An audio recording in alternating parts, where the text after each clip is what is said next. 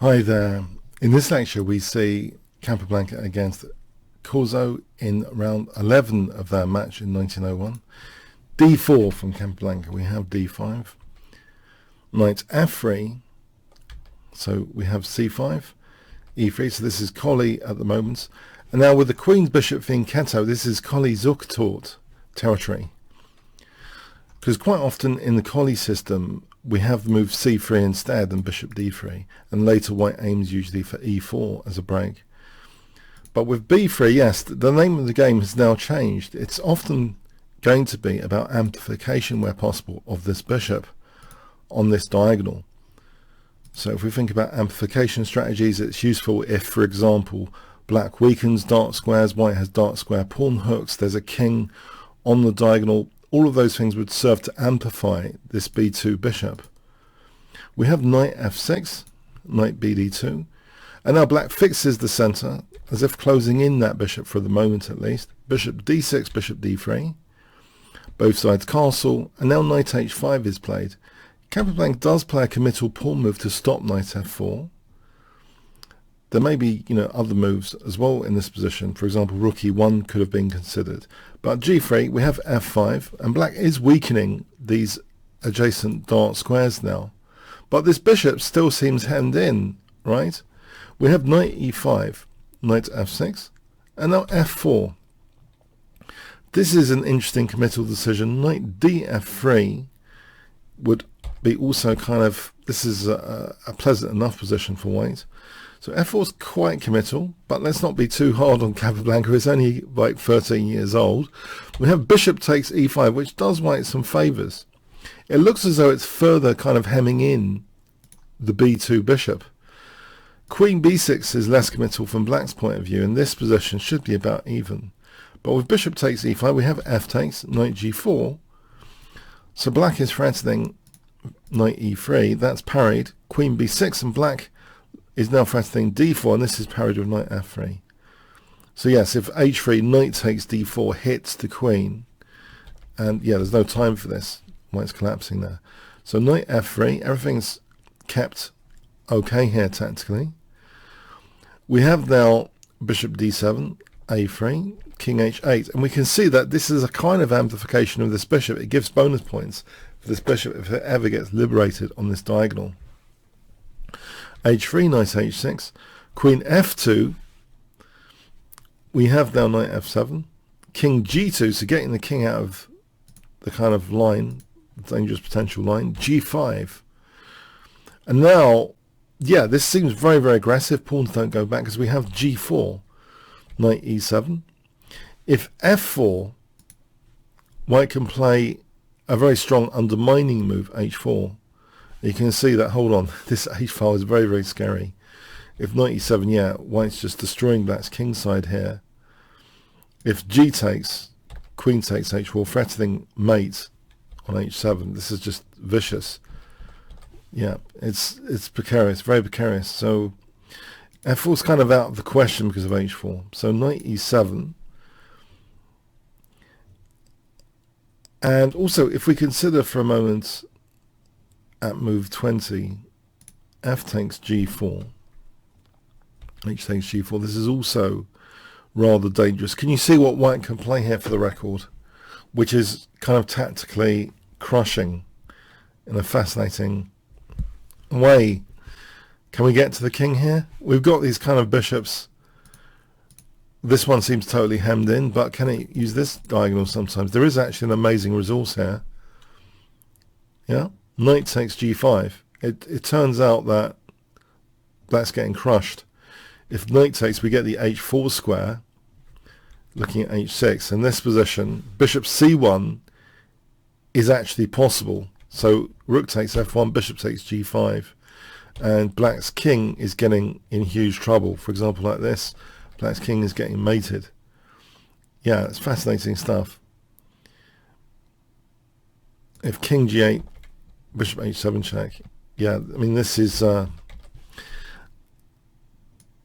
absolutely fascinating stuff.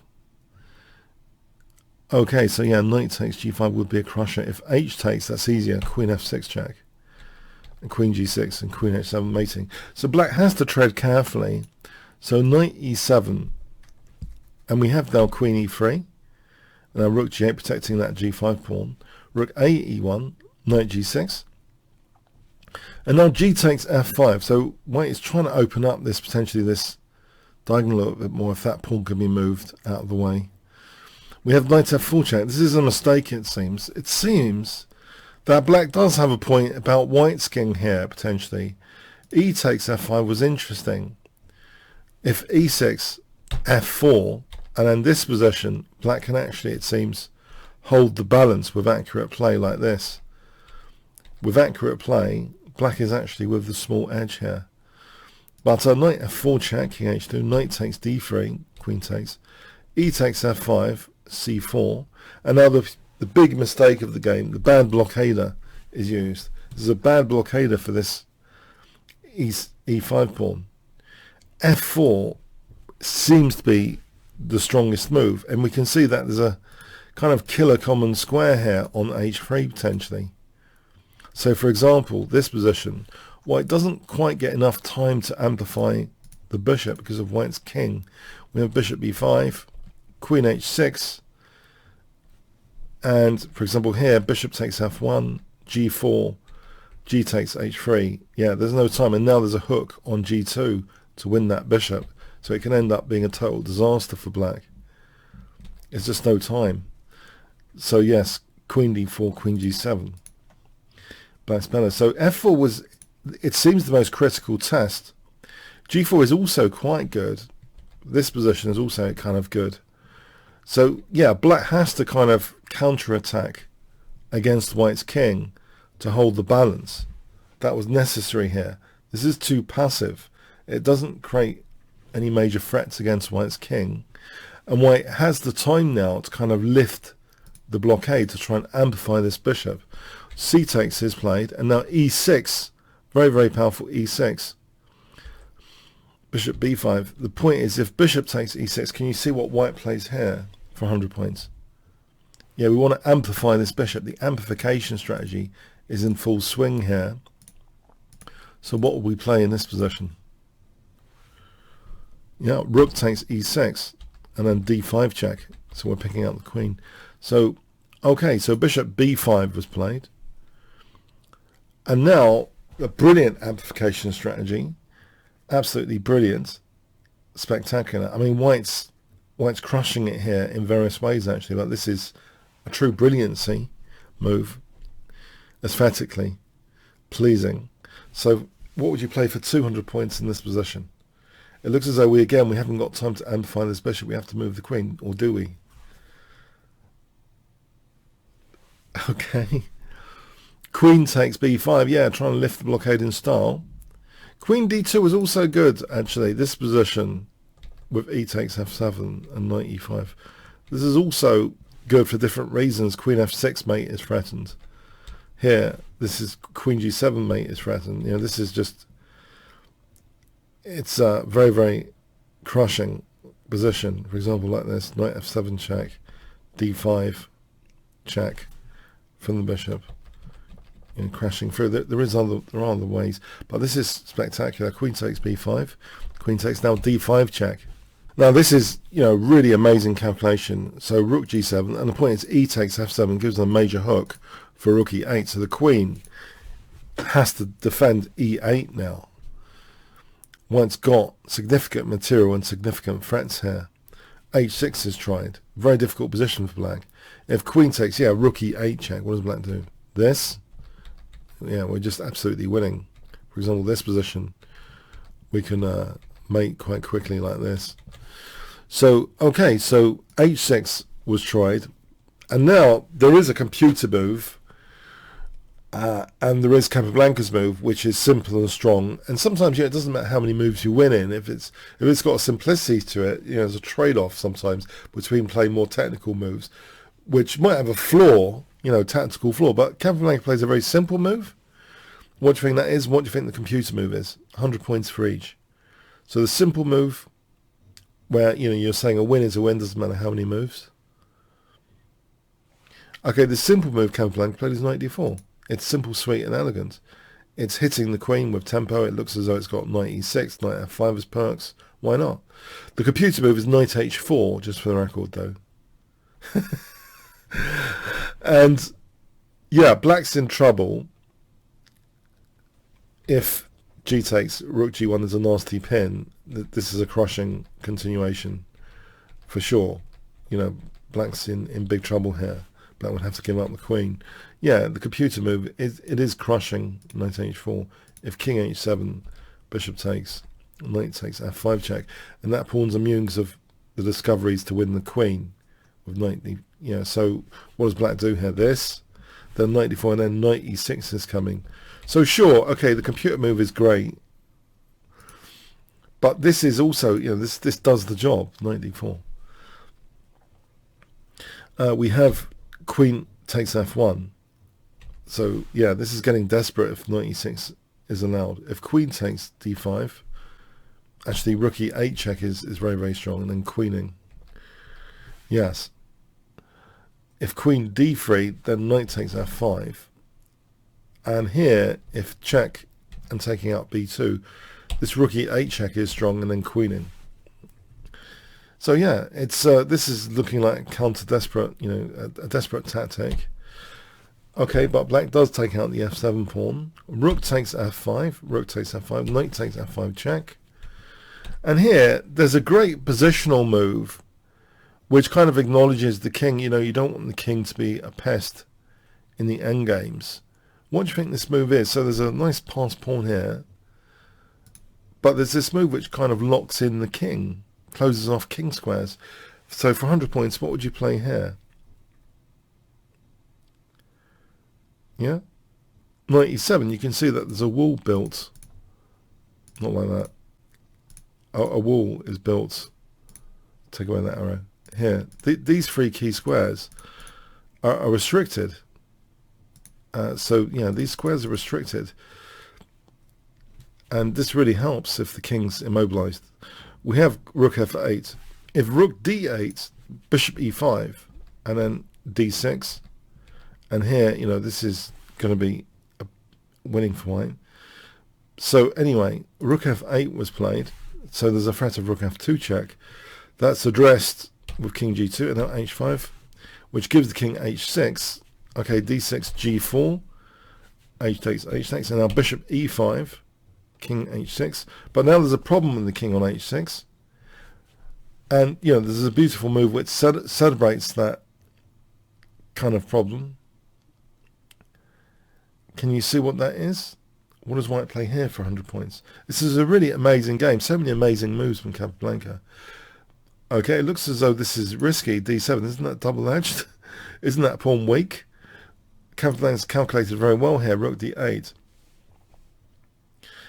And by the way, you know, there's a fictional quote Capablanca said about just looking one move ahead. Both Reti and Jaffe kind of said about one move ahead. Reti as a joke. Jaffe as a kind of maybe fed up with the question. After, you know, so it wasn't Capablanca. Capablanca's, you know, not just thinking one move ahead. This is a clear example. You know, Capablanca said 10 moves ahead when he was like asked, and that was also a bit of a funny answer as well. But here, yeah, we need to calculate ahead here. If we're having this seemingly double-edged pawn on d7, so what is the move to win here for 100 points?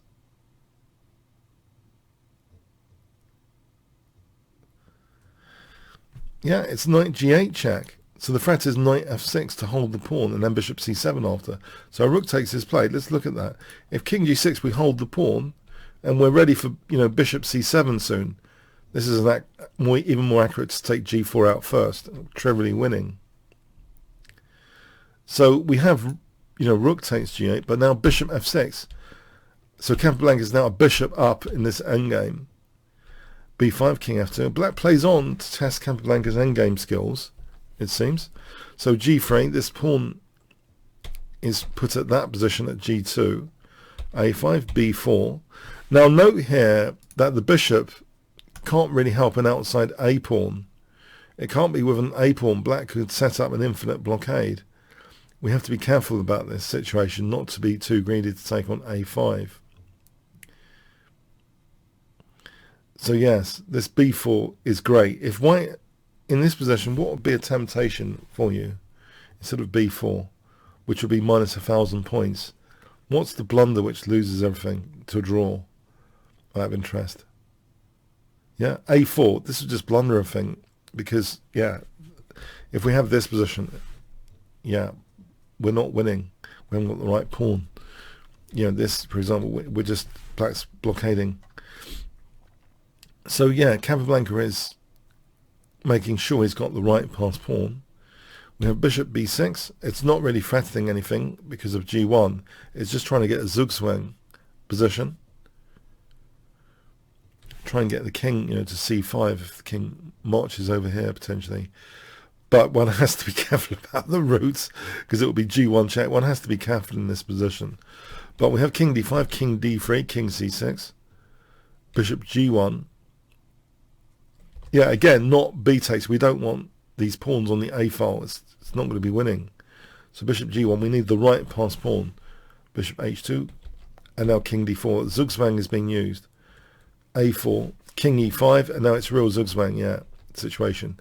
After king c5, black resigns. So it's now easy if we peel off the b5 pawn and the a pawn. It's easy peasy after that. So yeah, a fascinating game.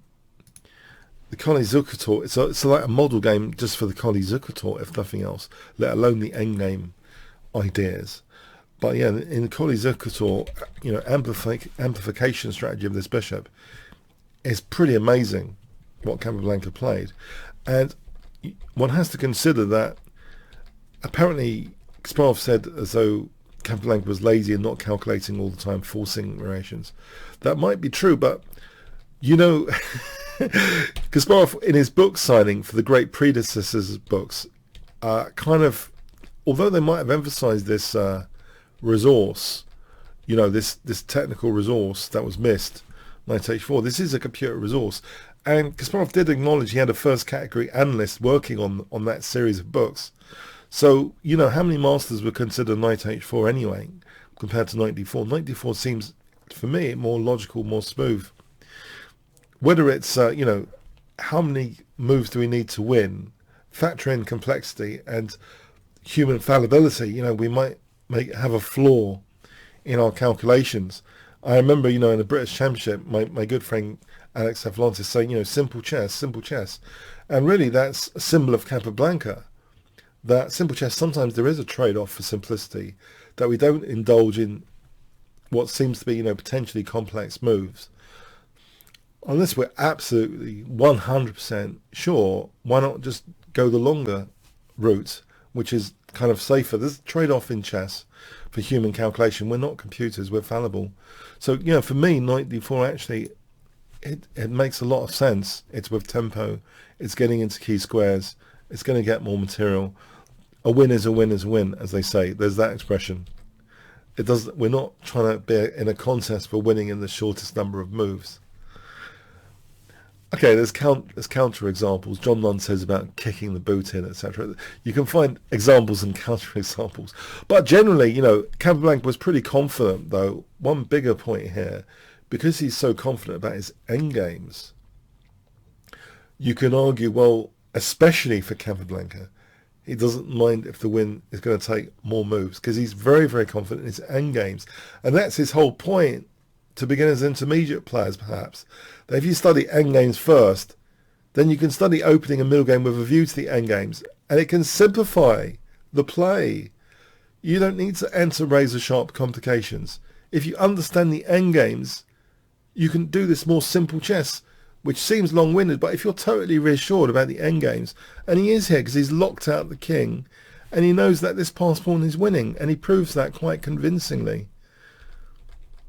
You know, this is still a win. A win is a win is a win. And he knows that this endgame is winning as well. This total reassurance, basically, of the endgame means we can simplify our openings maybe as well as our middle games. We don't have to be, you know, razor-sharp combinatory player. So yes, there's some interesting potential lessons from this game about the whole notion of simple chess as well, and how strong you are in the endgames, how confident you are with endgames and pass pawns, and resourcefulness of kings and zugzwangs, all the other apparatus that Capablanca loves using in endgames, that mastery simplifies, middle game transitions, middle game to endgame transitions, if we're more confident in the endgames. So, okay, a nice game. I hope you enjoyed this one as much as me. What a genius, just at age 13. Okay, thanks so much.